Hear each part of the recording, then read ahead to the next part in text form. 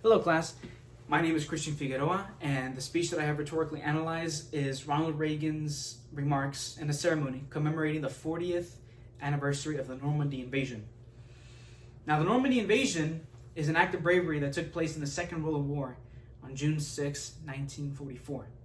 It was when the Allied powers, some nations, our United States, Britain, China, and Soviet Union, who were creating a surprise attack on Nazi Germany as they were trying to invade Allied nation France, especially at the location Rhetoric.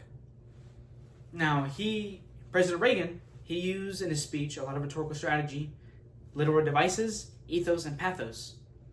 Ethos, which is credibility and trust, and ethical appeal. He used it to erect a bond with his audience.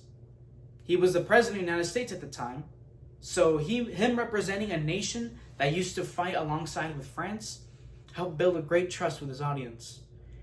And the fact that he acknowledged the gains and the losses of the nations that fought in this war, even those who politically were opposed to the United States and France, such as the former Soviet Union, President Reagan acknowledged them, acknowledged their efforts and what they lost. This helped him gain the trust of his audience whenever he spoke. Pathos, which is passion and emotion appeal. President Reagan used to be a film actor. He knew how to project his feeling, how to project his voice towards an audience. So when he spoke with great passion. He spoke with grit, and he helped move his audience much with the eloquency that he spoke with. It was so great that even the Secret Service agents would begin to tear up from the words that he spoke and with the passion and tone that he gave. He was able to move his audience simply by the way he spoke, not even with what he had written, but just the way he talked to them. Thirdly, he had literary devices such as allusion, which is a hint towards a previous story or historical event. 3 of these allusions I placed on my visual aid.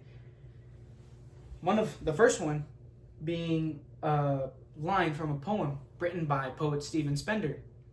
Reagan quoted this line saying, "You are men who left the vivid air sign with your honor." The reason Reagan quoted this line from the poem was because he was directing this towards those people who fought in the Normandy invasion.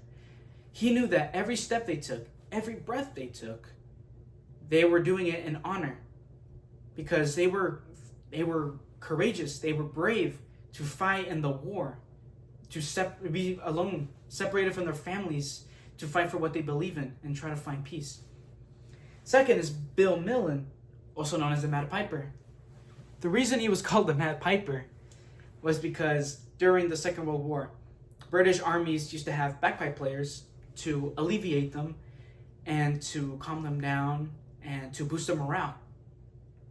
Now, what's so special about Bill Millen is that when he began playing his bagpipes with the 51st Highlanders in the Normandy invasion, he started to march across the battlefield. He started to walk across the trenches where bullets were being fired, and he left unscathed.